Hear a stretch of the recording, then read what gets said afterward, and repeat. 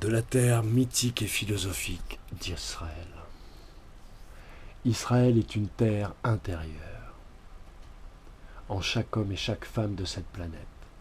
Israël est le ciel intérieur qui devait réunir tous les continents et tous les grands singes de chacune des espèces, non sous la bannière d'un gouvernement ou d'une armée, mais sous la prédominance de la divinité en toutes choses et en chacun et chacune, vis-à-vis de chacun et chacune, quel que soit le nom de chaque peuple, que chaque peuple donne à sa divinité propre.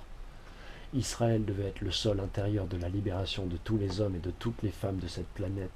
quand le juif errant est le symbole de l'esclave à jamais libre et œuvrant intellectuellement et spirituellement au bien-être de chacun dans chaque nation et royaume où ces âmes inspirées et libérées se sont installées et se nourrissent en nourrissant en retour. Israël, qui est aujourd'hui matérialisé par la folie de quelques âmes athées et radicalistes, sera le tombeau de l'humanité. Le sang des civils, le sang des enfants et le sang des femmes et des mères assassinées depuis plus de 50 années, retombera fatalement sur la tête de tous les hommes et de toutes les femmes de notre planète, car il ne peut en être autrement.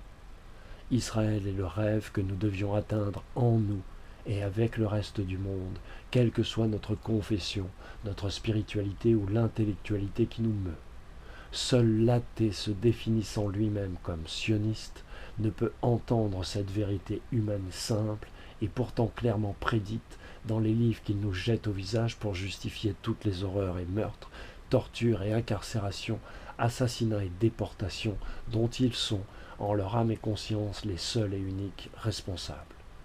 Depuis Jacob Frank et bien avant lui, ces âmes errantes cherchent un point d'appui matérialisé pour exister, au détriment du peuple dont la divinité nous dit que seul son pacifisme, par la rémission de ses fautes ancestrales, peut pourtant sauver. Que celui qui a des oreilles entende, que celui qui a des yeux voit, et que celui qui a un cœur accepte.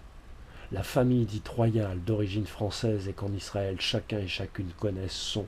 sont les ennemis avoués de l'humanité tout entière et du peuple israélien lui-même au premier chef.